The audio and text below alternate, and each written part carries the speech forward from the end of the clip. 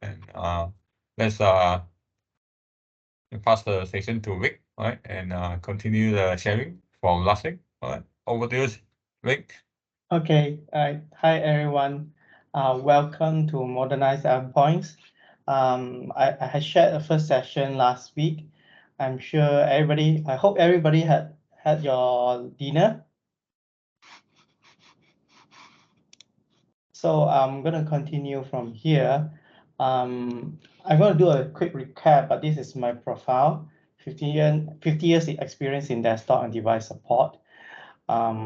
Support quite a local organization and international organization in support, help desk, and so on. I'm always passionate about technology that is able to help people to succeed. That's me. There is some profile there. My LinkedIn profile is there. Just to share also, Noel will be around to support if any questions. And this is his profile. Yeah, this is supported by the whole team. Cole and Lauren is here as well, Noel and Carissa. Today, I'm going to do a session 2 on Modernize Endpoint. Before I do that, I would like to just do a recap on a quiz to what happened last week. So if you didn't attend last week, it's okay. You still are able to answer. Try and answer the questions. The first question is actually, what is endpoint? What is endpoint to you? You can type the answer in the chat.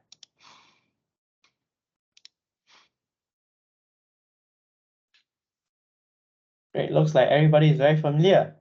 Yes, a lot of endpoints and Android, iPhone, MacBook, Chromebook, Linux, and so on.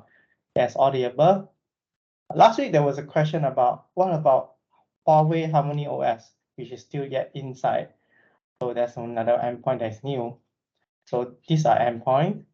Yeah, but let me just continue from here. Is that all these are physical devices and is used to help us to perform our jobs in the office or at work.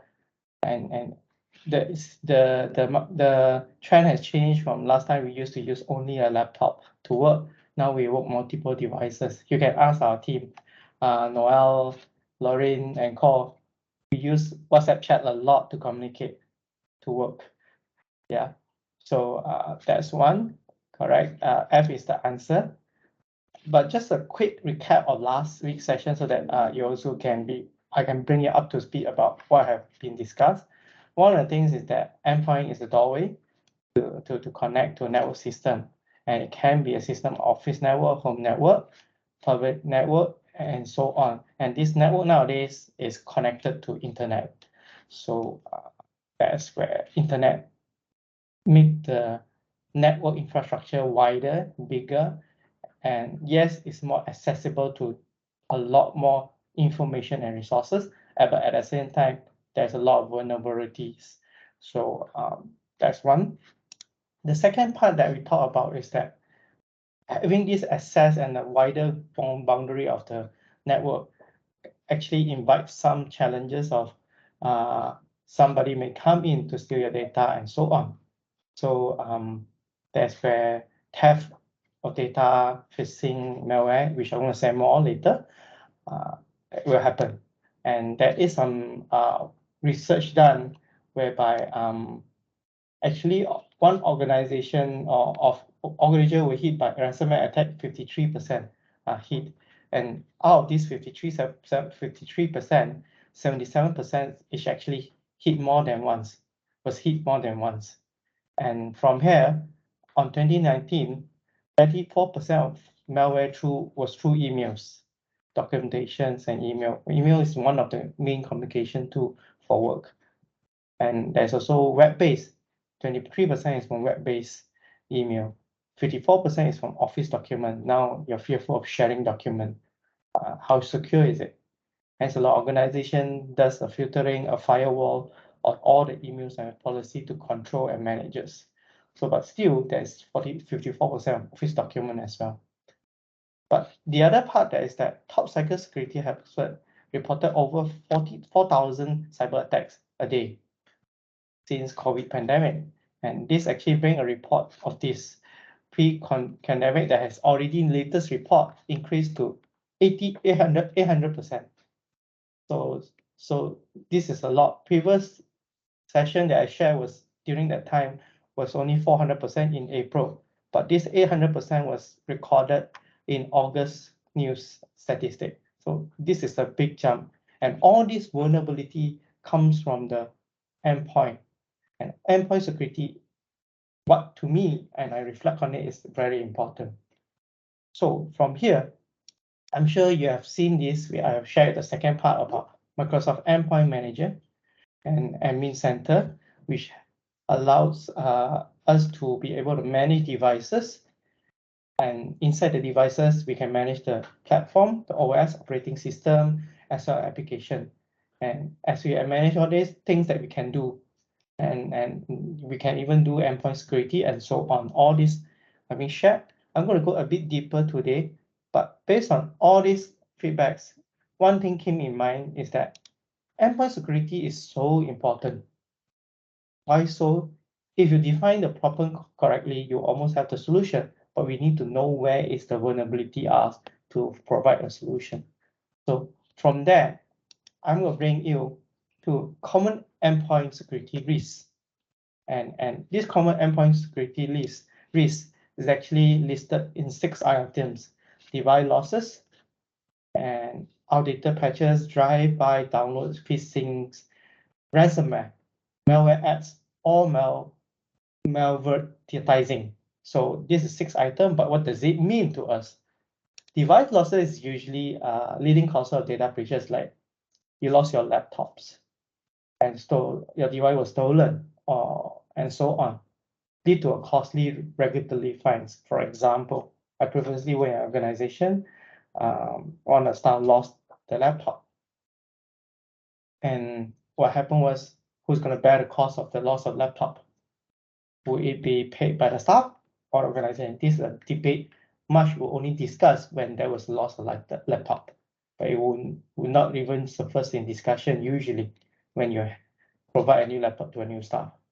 And sometimes, a lot of times, people don't go through the policy because the policy is long and we don't have to long time to go through it. But device losses is one of the problem. Later, I'm going to share more how Endpoint is able to help you clean the data, even if it's remotely it's lost to another person, so long as it's connected to internet, and it will clean the device. The second part is outdated patch, and this is one of the most thing that happen. Vulnerability of system that's not updated, operating system is old, Windows 11, 10, and so on. The older they are, there's also end of support as well, whereby you can't get any more updates. So there is a there's opportunity for theft to exploit the system and steal data. So that's the second portion. The third one is actually like automated download of software to a device without the user's knowledge. So sometimes people click on a software. For example, if you download, for say, Adobe Acrobat, if you're not careful, there is a page, a step that it shows. It will also download another application. And if you're not careful, it will download together, or you just want Adobe Acrobat. So you need to be careful to read through it so that you don't simply download another app, so that that's more than you need. And some website that provide application sometimes is not verified, and you are not sure that's the right source, and you just click on it. So there's a lot of complexity in terms of browsing the right application. So these are vulnerabilities. The fourth one is phishing, and it's like phishing.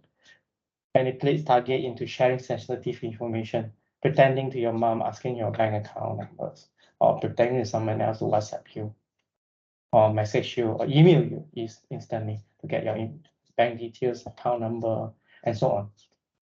There's also ransomware attack, malware that holds victims' information until a sum of money is paid to ransom you. Yeah. The sixth one is malware ads or malvertising, using online ads to spread malware and compromise system. Those are the 6 items of risk. But in this 6 items of risk, let's not just look at the problem with it. And now we have somehow identified based on the research given 6 of these major risks with the S. And let's look at best practices that we should be doing. The first thing is about educating our users. Employees are the first line of defense in how they use the device. Are they still using single sign-on or simple password? How many of you, let me ask you all, how many of you have tried or not aware that use password like ABCD 1, 2, 3, 4? Put it in, you can raise your hand. Have you used that password before when you're still young and you're not aware? Frankly, I did use before when I was still very new. Yeah. Yes, and those are the things that we are not aware of. So now we are aware, we start to educate and help people to understand to make your password more complex. And for example, one of the things that I recall, how many of you use your IC number to put as password? Sometimes it's easier to remember, or your date of birth. So these are things are vulnerable and easy to trace, because if I have access to your Facebook, I can check all this information if you didn't lock it up from external user or external people from viewing. So those are the things that we have to be careful. It's everywhere in the data. Your digital footprint online, is it secure in terms of your personal information? Things like that. So we need to educate user to make sure it's compliant, it's secure. So these are the things that we need to have training, even user adoption trainings to help them understand more. The second part is that nowadays, if you notice, if you have installed Windows 11 on the setup pages, they will say allow the GPS signal to allow the device to be trackable. So those are one of the steps that Windows 11 does, track device. So keeping a track device help to identify where is the device located and maybe retrieve it. This is one of the tabs. I'm sure nowadays, if you lost your device, you can, whether it's an Android, iPhone, you can track the device so long the GPS signal is on. So those are some of the things that you can do. That is the second practice. But the third one is something very interesting, is a zero trust approach. And Microsoft actually implement this throughout their whole product line in different systems, especially Microsoft Endpoint Manager in the endpoint solutions. Yeah. So and this approach is something that's very good. I'll share more later. But more importantly, zero approach also involve also encryption of endpoints. This is the fourth practice. It's good to encrypt our devices to ensure that our data is not easily hacked and accessible in the event that people have gotten our devices and a hard disk. So that's one thing. The fifth one is enforcing strong password. Like just now I shared about user using ABCD, EFG, or 1, 2, 3, 4. So make your password complex. So those are one of the things, and Microsoft has developed certain things, certain products, or certain approaches to like multi-factor authentication and so on. And this is some of the best practices to strengthen our passwords. The fourth one is keeping systems, software, and patches up to date. And if you realize nowadays, Microsoft Windows 11 tends to have now Windows Update in the normal standard setting controls and check for updates where you can update your system. So that is standard. But recently, all the other apps that you download is now attainable from Microsoft Store. And all the software is updated through one portal and it's one point of control, which I think is an amazing idea to have Microsoft Store in. And from there, we start to get WhatsApp for desktop, get PDF, Adobe Acrobat Reader, and so on from the desktop. And all the third-party app that's not a part of Windows 11, it get updated from there as well. So it's pretty interesting how we are now streamlining, making clear checkpoints for security for the systems, for endpoints. So this is some of the best practices. You can read more, and there's link there and so on. But let me continue from here to share about Zero Trust.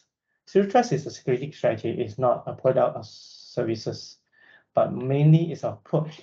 It's an idea. It's a way of thinking, a way of approaching how a complexity of our devices, our life that's affected by devices, and so on. And these three things is pretty simple, very high level, broad scale, but I'll try to dial it down for you to have a better understanding. The first thing they mention in, you can search it on website in Zero Trust under Windows, is that verified explicitly. Just to say, you can see the picture is a door viewer, where before you open door for anyone, if there's a person who rang a bell, you first look at the door viewer to look at who is outside. You don't go and simply open the door, right? We sometimes might and forget it, but we usually look at it carefully. So you verify, is that the person that I'm waiting for, or is the appointment that I had made, a cleaner that's coming by? So I verify it first and ask, may I know who's on the door, and so on. So it's same as computer system. You need to verify your identity before you access your email, log in first, and so on, and key in your password. Only the person who knows the password can go in and access to the system, for example. So you're supposed to verify. And with advancement in the next session, I'll share a bit more on identities. That is one step. But always to authenticate unauthorized based on all the available data points that is included: user identity, location, device health, services, workload, data classification anomalies, and so on. Those are verifying the identity of the person or the access per se. But next one, a simple one, is to verify identity before allowing entry to any point of access to door, access to system, and so on. But the second point is actually about use less privileged access. So this is to, like, for example, you went to an office, there is certain places that as a guest you can't go in. It's stated there staff only. For example, how many you live in a condo and you have security guards, right? Not everybody can access the place, and you require certain authority to allow you a guard to verify your identity, approve your access, and just then only you are allowed to go in. So that is one of the user least privileged access, limiting user to accessing certain things, so that to avoid vulnerability on data, all the data being leaked out. So it's compartmentalized data or access in a way. It helps to secure the system and the data of everyone, and especially the organization. So if you forgot, it's a limit access privilege to only what is needed. Yeah. The third one is actually assuming we will have breaches, and we definitely will have people try to hack in, or like at your home. Assuming a robber will come in, how many of you don't close your door when you sleep? Don't close your window. We do close it and check through every door before. I always does that. So that's one step. Assuming breach will always happen, so we minimize the blast radius and segment access. Verifying endpoint encryption, analytic, like what Microsoft Endpoint can do, that I will share more in next session, is how do we monitor the systems to ensure breaches and check. It's like going through a check when you are boarding a plane, the custom or the counter that will check your luggage, ensuring it's what we call safe and secure according to their guidelines to board the planes. Yeah, so that's assuming breach. That's why we need checkpoints. So this is zero trust, and always perform security checks. And the best part we did is that with Microsoft Endpoint, all this is being monitored live without really requiring you to sit there 24 hours checking every single computer. But more important, the system how to check and notify you if there's an issue, breaches, and so on. So just before we continue, let's do a quick check. What are the endpoint security best practices?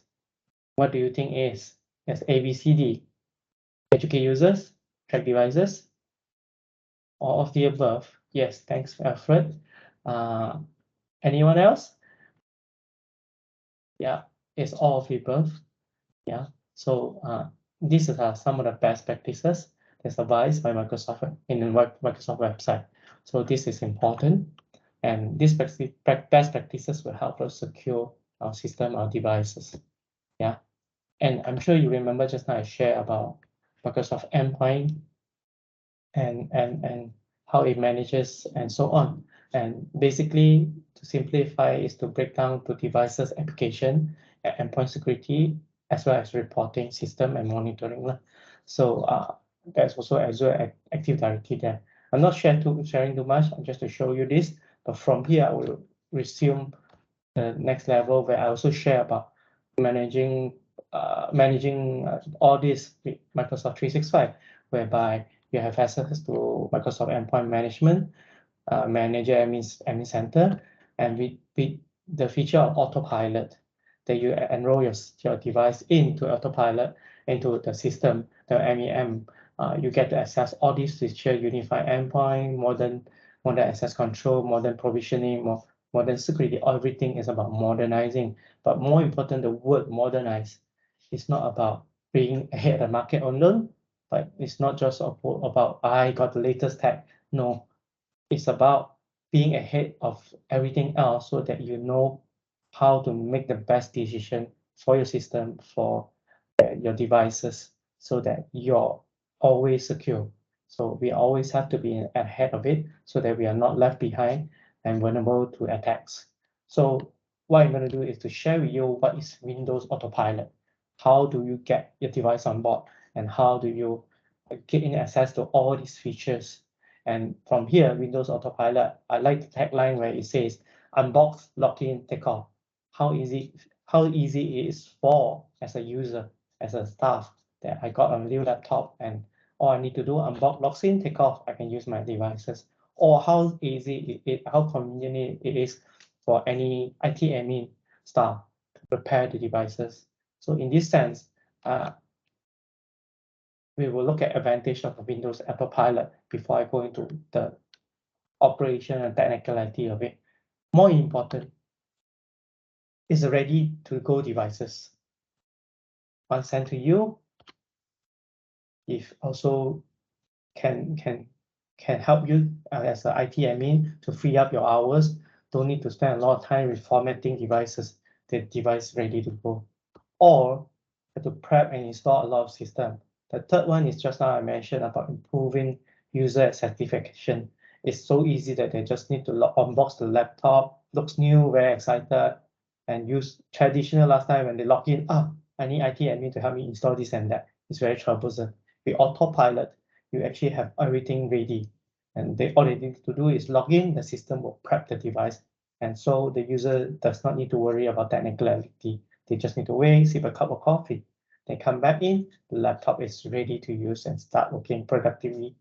Will be faster. So this is some of the things, the advantages of Windows Autopilot. Not only that, Windows Autopilot provide full access to all the features in Microsoft Endpoint Admin Center to provide a lot other things, which you will see later in my demo on the video about managing devices with configuration profiles and policies, compliance policy, application policy to manage all this.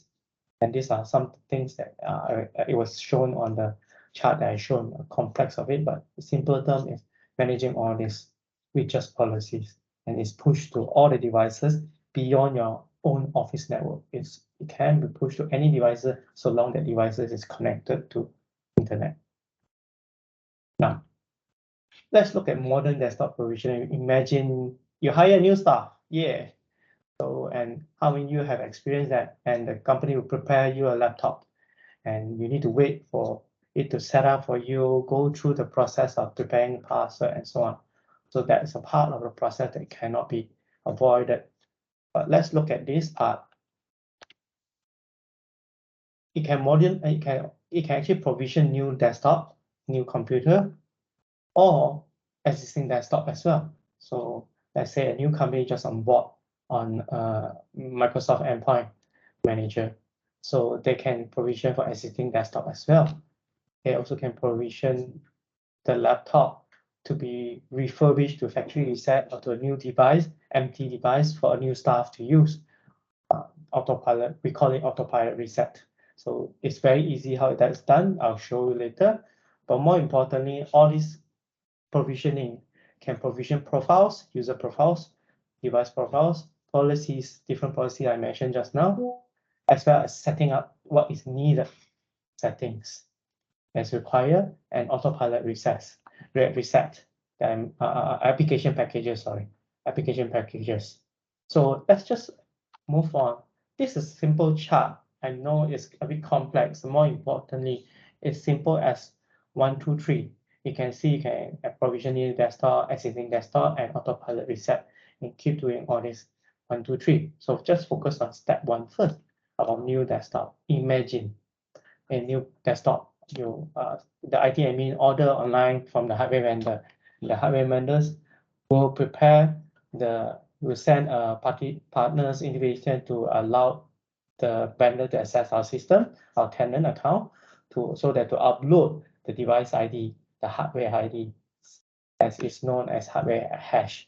So once it's uploaded to the company tenant account and under Microsoft Endpoint Manager, the IT admin can actually check the ID and assign the necessary configuration profile required for that devices that's intended for example, finance staff, operational staff, logistics staff, a PA, or so on. So you can configure different kind of policy. So after that, it actually ships the new devices to the staff, where, for example, because of this now pandemic, most of the staff working hybrid, work from home. When you're working from home, it's not as easy as the IT admin need to travel all the way to your house to set up your laptop. So what it does is that ordering the laptop, it will be delivered directly from the vendor, saving time, cost, on the time spent by the staff, as well as the delivery cost of it, sent directly to the user. But as they gotten the thing, the employer got the laptop, they opened the laptop, unbox, look at the new device, excited, log in. Let's log in, and when they log in their M365 account, the configuration profile will set up and you self-deploy. The device will deploy whatever that is configured according to the profile. So this is new desktop provisioning. So now let's look at the device enrollment demo and to understand how do we enroll the devices into Microsoft Intune, Microsoft Endpoint Manager, the new name, Endpoint Manager, and from there have access to many more different features. Yeah, so I'm going to go in to just show you this files. This is to verify uploaded devices ID on autopilot device list. So this to check whether the hardware vendor has uploaded the device list, and you just go and you can go look at it. So you go into enroll device, and under Windows Autopilot, you can see here, Windows Autopilot deployment program, you can go to devices, where this actually come from Windows enrollment. And under this device, once you click on it,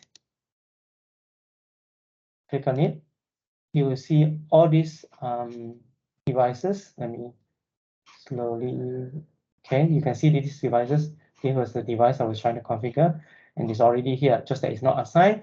And since it is in already, it shows the manufacturer is by Lenovo, for example, the laptop I'm in, then the model, and you can see the group tab. You can tag the group tab to easy manage the devices, type different type of manage devices, and all you need to do is to assign the devices by user or by groups. And by group is also push a policy. You can group the group like operation staff, finance staff, and so on. So by your department, for example. And by that, it's easy to configure because you don't need to do one by one. It's a group configuration. So basically, they access the similar system, finance accounting system, and so on. So you can also assign to user as well if you chose to. So it's very flexible. Now, after that, once you click inside, you're adding the device to the group. And I show you, yeah, I need to check the Azure ID device. This is a special device recognized by Azure ID.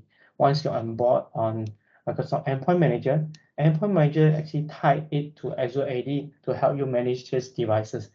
Azure Active Directory is one of the product as a system to actually manages identity, human or non-human.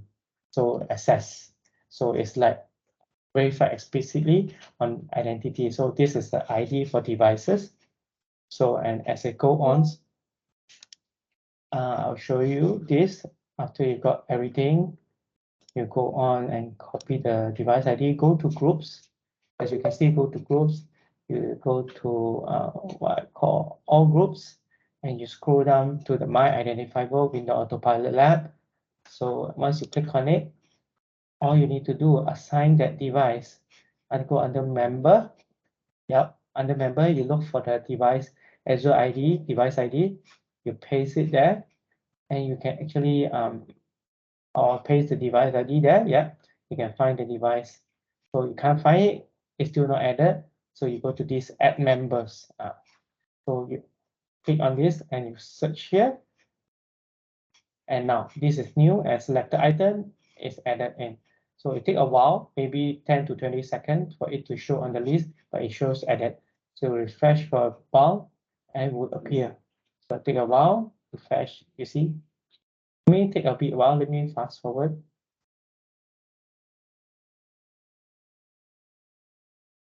Yeah, see, it appear. So it's added to this group. The configuration will pop up is tied to this group, which I configured beforehand. So, and yes, that is ready. So let's go to the next one. After you're adding device to configure autopilot profile, you need to ensure the device is assigned under autopilot device. Just now I mentioned you can assign it. So now I assign it, refresh, and I saw that not assigned yet. So to wait, so waiting for it to sync. So since we added it to the group, it will take a while to update the system to show you that it's assigned. So it's not assigned. I'm going to fast forward a bit just to, yeah, see, now it's assigned. It take about 20 to 30 seconds. Yeah, so it's assigned. Now it's ready to configure. So once this is done, ensure all this information is assigned and the device and the manufacturer is there, the model is there. We'll go to the next step, assigning user to the device. You can assign myself to this laptop. So what I do is select this device, assign a unit, type the user email ID, search on it, yes, it appears, select and you assign. Select the items, then you click save. It will appear. That's it, it's done. So it's assigned. So once you assign the user, now is where I'm going to show you after all this is done on the process, the device is actually sent to the user, right? And when the device reach the user, this is where the what we call OOBE, out of the box experience for a user. And once the user open the box, plug in the power, charging the laptop and start up the computer, this is how this is being done. So let's say I start up the laptop. It will take a while to help. And then, see Lenovo, the logo is the first screen of a laptop. Yeah, different devices to scan. So it will go in and it will check for updates once it's connected. So it does take time. You have to be connected to Wi-Fi. There's a step here. Because this is not a new laptop, so the step is skipped. You are required to connect to Wi-Fi and they will check for updates. And as you go for updates on, it will appear here because it's a Windows Autopilot. And it will show your logo because the device is already recognized in your tenant ID. It's a part of your device. So therefore, your company logo is here. If it's not Autopilot, it's a device that is not in any Microsoft Endpoint Manager, it will be a Microsoft logo. So Microsoft logo will be the replacement of your own company logo. Of course, this logo have to be put into an Azure Active Directory account to show the logo in here. So then now let's say the user login in the password, user login step 1. After keying in, click on sign in.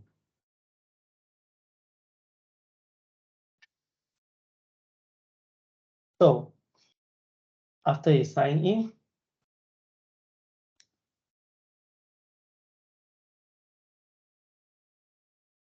please wait for a while. So let me fast forward. Let me go, sorry. Okay, let's pull it. Okay, so you appear here. This page will appear. Now its device is being prepared, device is being set up, account being set up. So these are self configuration. The system already configured with all the necessary configuration profile, account profile, application profiles, compliance policy, and so on. Application policy. So it will be configured. So the first step is to make sure the device is being prepared and working on it. So you can see, I'll just expand for you. So you can see that the devices is being, security of your hardware, securing your hardware. So to make sure your hardware is compliant, is safe and secure, joining your organization network is most likely joining to Azure Active Directory, and so that is being managed from there on, and whereby only through Azure Active Directory can the devices, the endpoint, can be managed by Microsoft Endpoint Manager, Admin Center. So then you register the device to mobile management, preparing a device for mobile management. So as this go on, you go and I can show you device. Under device, there is security policy. You can see a certificate that if you configure for certificate required to access this device, network connection, applications that you're required to install to this device to be used. PDF ke, or Microsoft Teams ke, or Office, Microsoft 365 software ke. All these are being prepared in a later stage. This is waiting until step 1 is complete, then device setup will continue. So I'm going to just move forward and show you. And under here, you see it's being done. It doesn't take a long time. It take maybe a few minutes to just configure. You can relax, just take a see your coffee. Now device, I'm going to just fast forward. So save some time. Yeah, it depends on the package and the configuration that you set, policy you set. See, the device completed. So now it's going to device setup. So then it will restart. It's normal. It's a part of the process. Just a moment. Then it will go back in. Since it's just joined AD, it will restart. And just to show you what will happen. Now the machine will restart and just a moment. And this page will appear. You can see all is completed. It's pretty fast. Completed. And now it's going to jump to account setup. Set up your account. When you come to this stage, you will refresh and require to log in with your email again. So since it's preparing account, of course, so you just need to key in your email address, your password, and from here, it should be okay. I log right in, and you go back. Hi, welcome. Getting things ready for you. The computer is talking to you, yeah, through text and informing what is the step going on. This might take a few minutes and so on. Don't turn off, don't switch it off. Make sure your power is plugged in. Almost there. And okay, it's just less than 1-2 minutes coming back. So I just want to highlight, if you chose to let it run at the background, you want as a staff, you want to use the device, you can click continue away. It will jump straight to the window desktop, and you can start using a device. Maybe the app is not in yet, or certain configuration is being done in the background. Usually, for this video instance, the demo video instance, I actually allow it to run without clicking continue.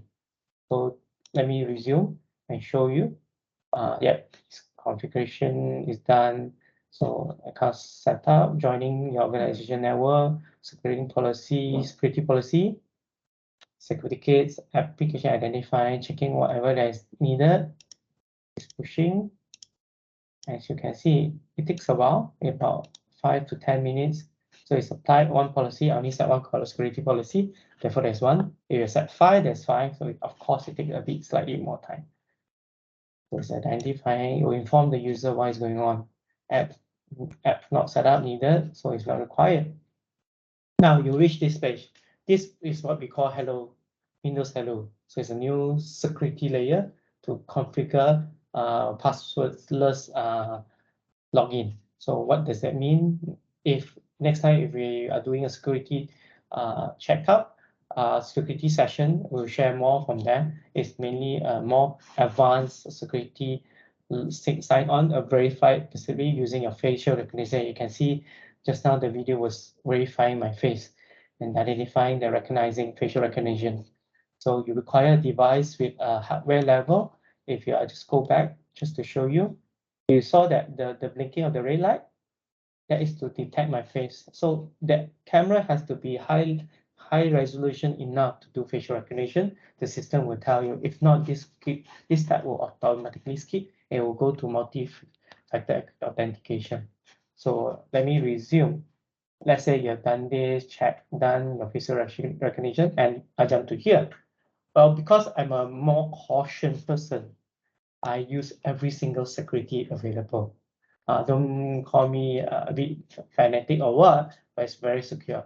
So I require it that my account is set up to require Microsoft Authenticator app to really access my logins.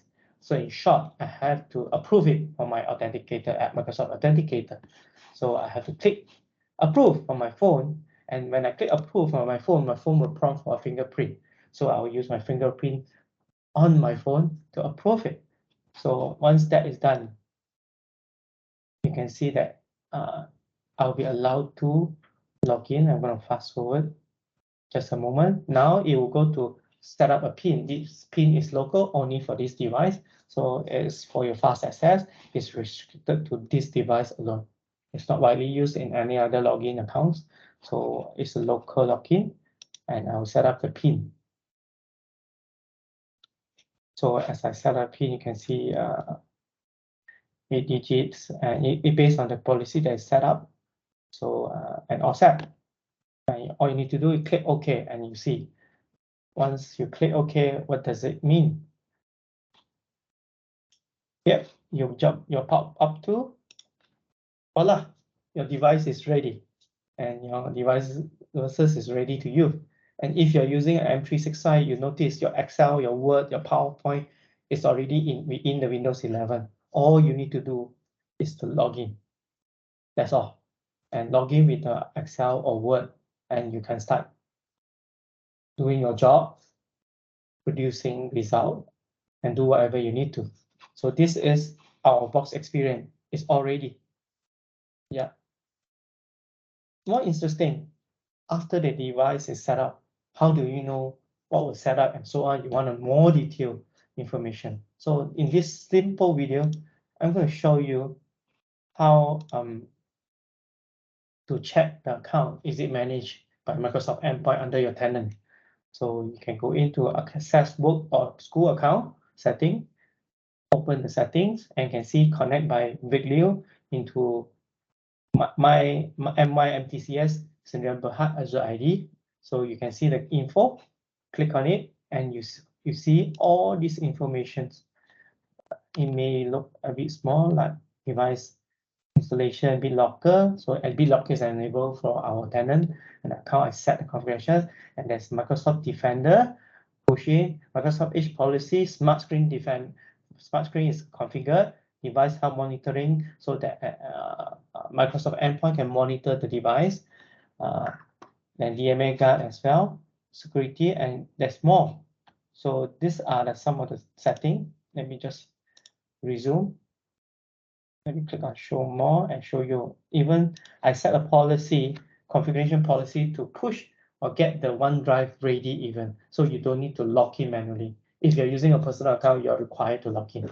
If you're not using any enrollment in your current Microsoft endpoint, you just log in with a new device, just start using. And that OneDrive does not get logged in. You have to manually log it in. It's tedious. So therefore, I push a policy whereby OneDrive is already logged in first instance. So the user does not need to do that. So it saves a lot of time.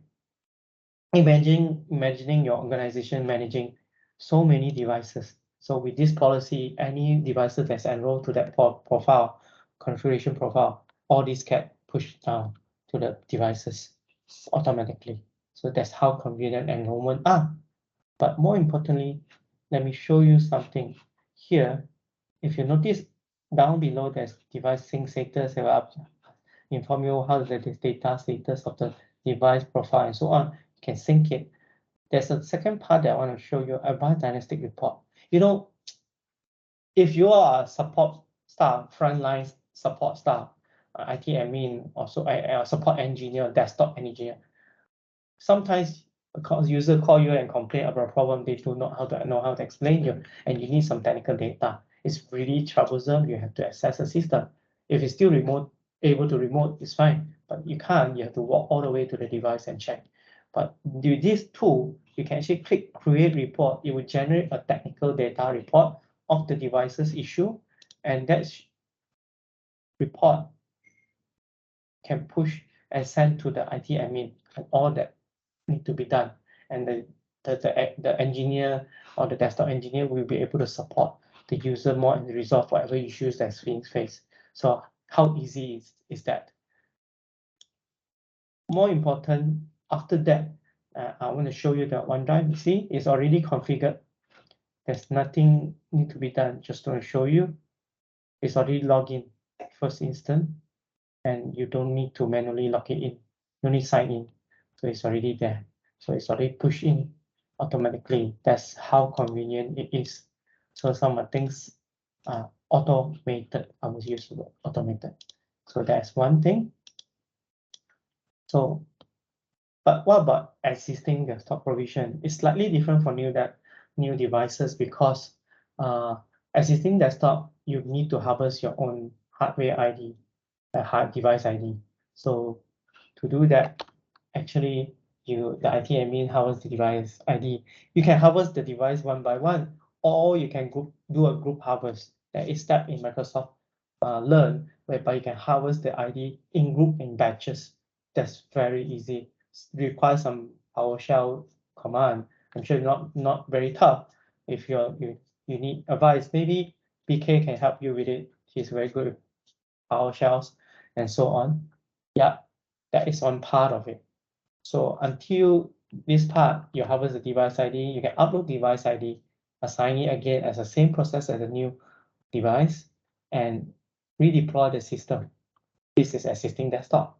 And now once you enroll, like becoming a Gold member under Microsoft Endpoint Manager, then you have all the access extra feature to manage things more efficiently, all the devices more efficiently.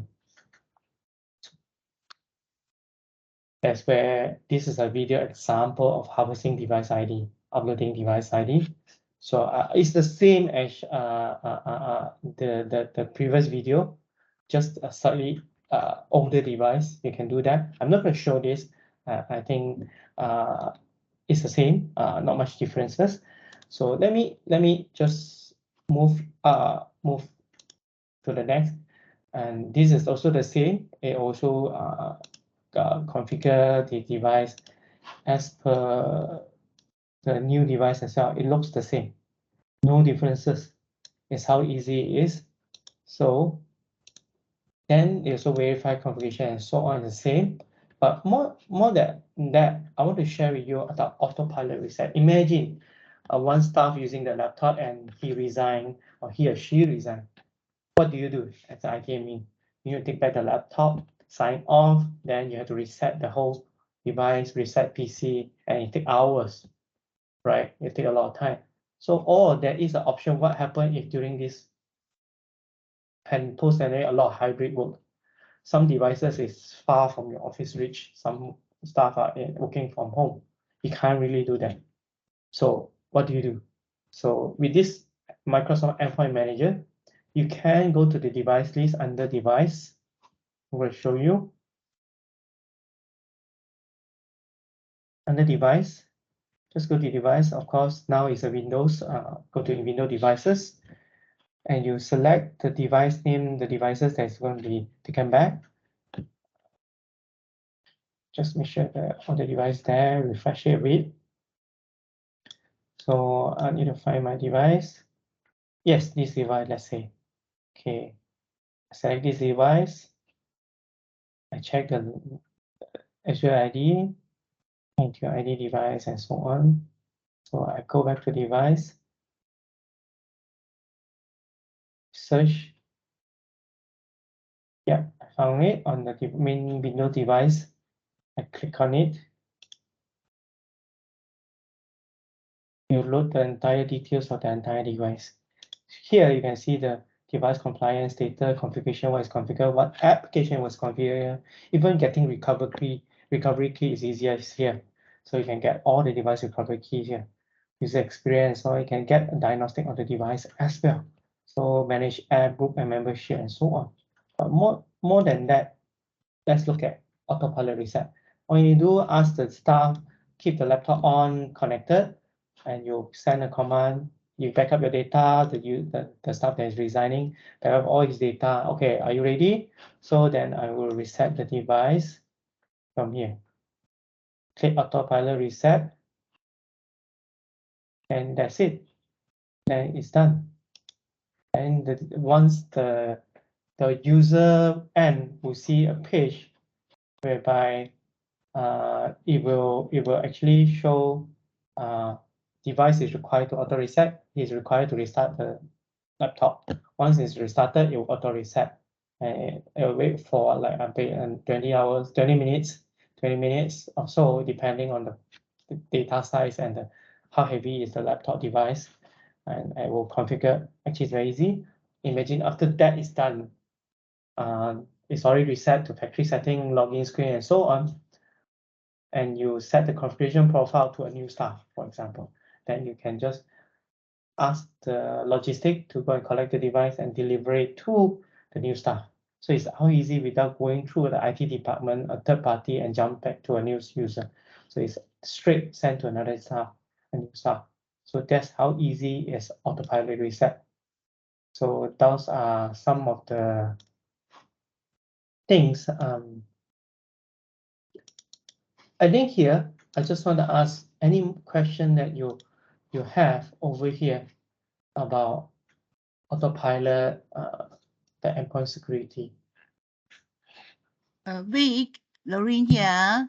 Yes. That's so interesting session. By the way, we have about 7 minutes to the clock left. Sure.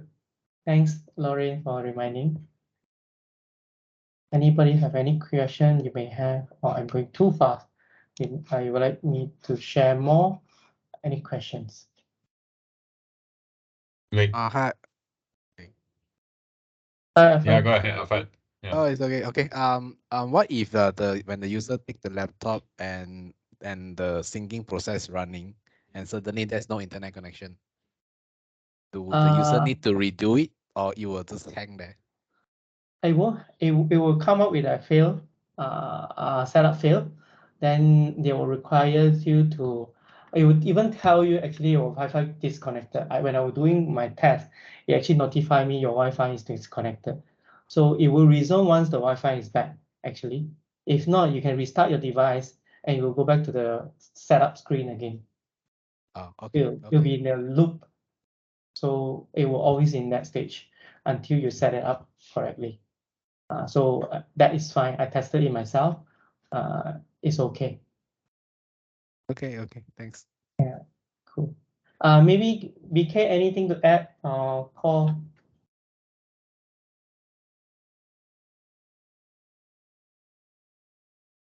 Wait, I'm gonna check with you. If the notebook is managed by the Intune, right? So what if the end user who actually own the device, right?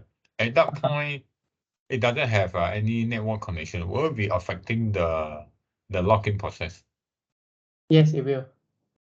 It will. This requirement require the laptop to be connected to internet. Without it, you can't enroll the devices. This is so if that particular moment there's no internet access, does the user still can log into the notebook and use the notebook? No, you can't. No, you can't. So at any point, the internet connection is a must. Once it's enrolled device and all the push policy is going through the internet from Azure, Microsoft, and Endpoint Manager Admin Center to push down to the device, it requires internet connections. Yes, that is required for the patch and the updates to be pushed down from the internet. Yes, I know. But Yeah. my point is, if the user using the notebook in the environment where they do not have any internet access, does the person still able to use the notebook or not? Can the notebook still be turned on and log in?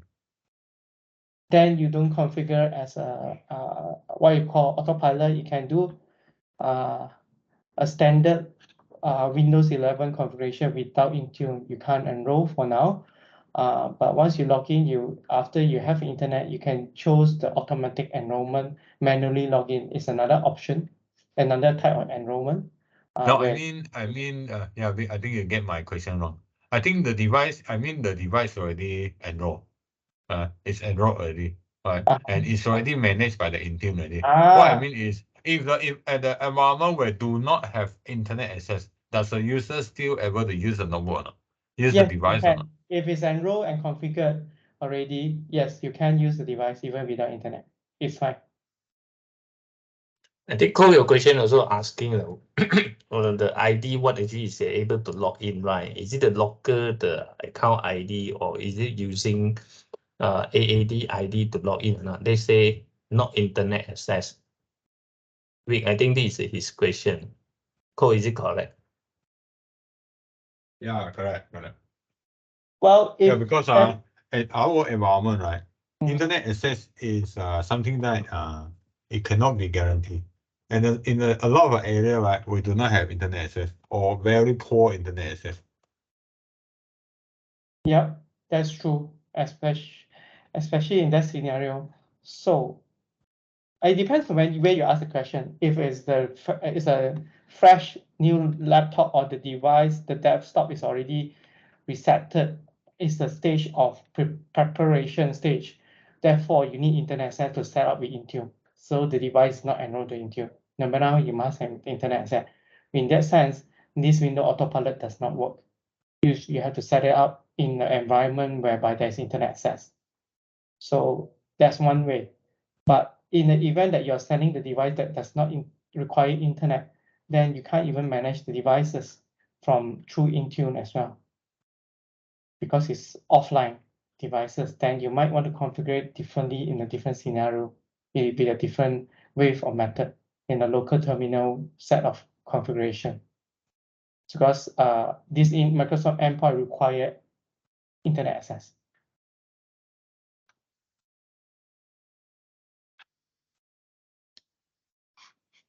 Okay, thank you. Any more questions? Vic, I'm just do some research, right? Uh-huh. Yet reaching this Windows Autopilot. Currently Windows Autopilot, right? When actually they enroll, right? They are so-called AAD join, right or not? Correct. AAD join. Is it possible they say, right, during that the autopilot, they also can be hybrid join? Can you explain more? What do you mean by hybrid join? About to ask the same question. What Okay. do you mean by hybrid join? Okay. AAD join definitely obviously is that the cloud lah, cloud identity. That is the AAD the identity lah, right or not? When we say hybrid, also they can join domain, the legacy or traditional Active Directory lah. Alright. Yeah, because I'm halfway actually is testing on that the enrollment. So by yet actually is try on the Windows Autopilot. Yeah. Can I ask? Actually, the last session that I shared, the first one, no worry, if there is no answer, it's okay. Yeah. Actually, you can still if you have been tried lah. Yeah. It's a one of the technology. Let me share this screen. Wait. Okay. So let me share this so that you have a better understanding. Okay. What do you mean Yeah. of AD hybrid join? So you are Okay. connecting to the on-prem AD, but Okay. synchronized Okay. to Azure AD. Okay. Today I'm a tester, right? Just maybe since also Alfred is asked, I think he maybe tried it already. Today I try actually is like this way. So basically when the new PC, right, or new device, right, I join domain to on-prem Active Directory. All right. So when I join the on-prem Active Directory, right, actually they also need to some configuration. The AD Connect, right? AD Connect, you need to be configured to support the so-called hybrid join lah. What is the actual names already? It's actually this one. If you can see Hybrid join. Yes. So they will do this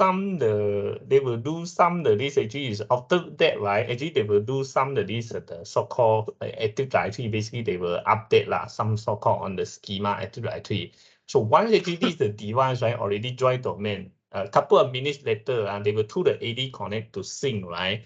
And then to help you to AD join this machine on the AAD.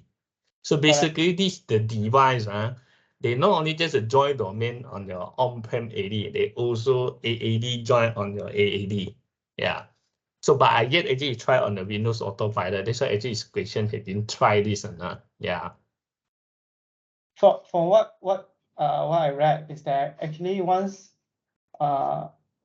you configure like on-prem endpoint management, we sync with core management workloads. This is one attack because of the total solution.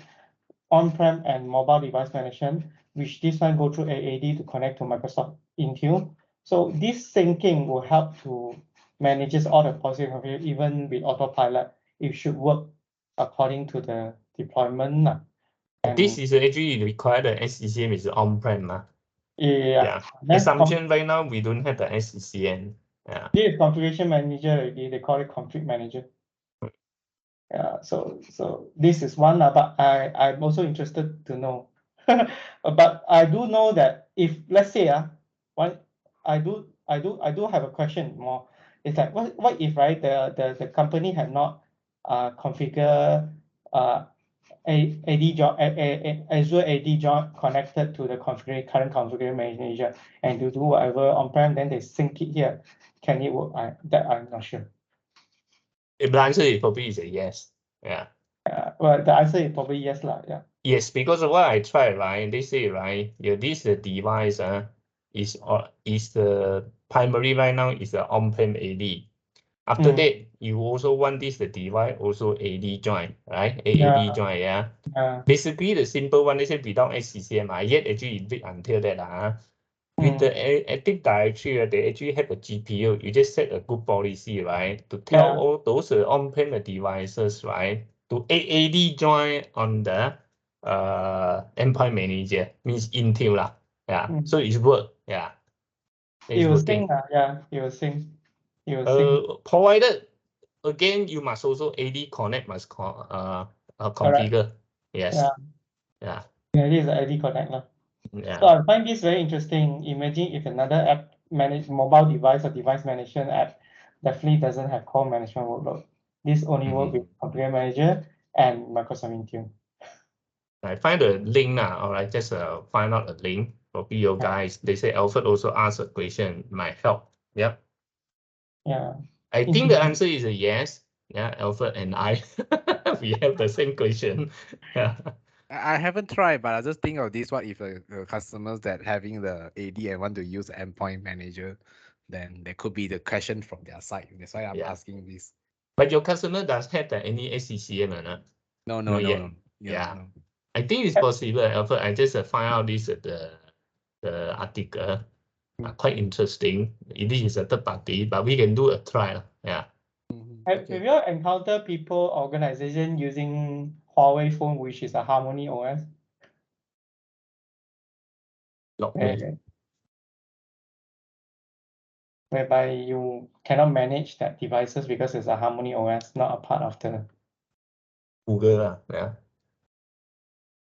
No. Oh. Interesting. Because last week there was a person who asked that. I can't remember who. Yeah. Great. Anything else? Anybody have question or anything to share that you thought of or you know that may be beneficial to the people here?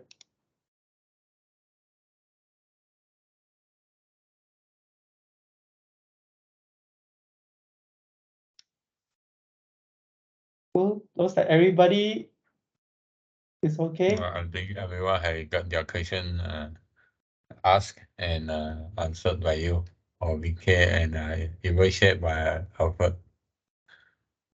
Ooh, Ken. Looks like I have a lot of thoughts on this, and there's more to all this Microsoft Endpoint. This is just the surface. There's more to it. Maybe we'll have another session in future. Yeah. Cool. Thanks for that. And we can organize accordingly. Maybe we can Paul can help on sharing Microsoft Endpoint Defender Defender for Endpoint. Yeah. Cool. If there's nothing, Nora, anything to add? Anyone want to do labs? Mhm. Not today, but interested to play with this?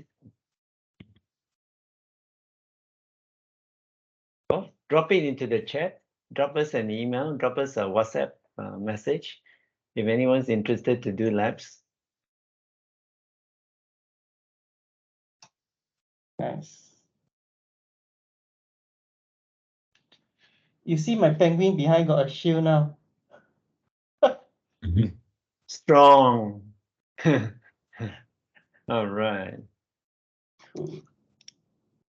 Okay, I think we can call it a Thank day. you. Thank you, Thank you, everyone. everyone. Take care. No Good night. Good night. Thanks everyone for joining. There's a feedback form actually Thank you, placed Alfred, into for the chat supporting. window. Thanks, Yeah, thanks, feel thanks. free to Good share night. your feedback to us and looking forward to have the coming session. All right. And also drop us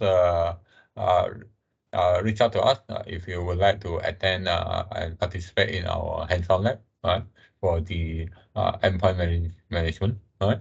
Thank you very much and see you next you. time. Bye. Thanks, Good night. Siva. Thank you. Thanks, Bye. Vic.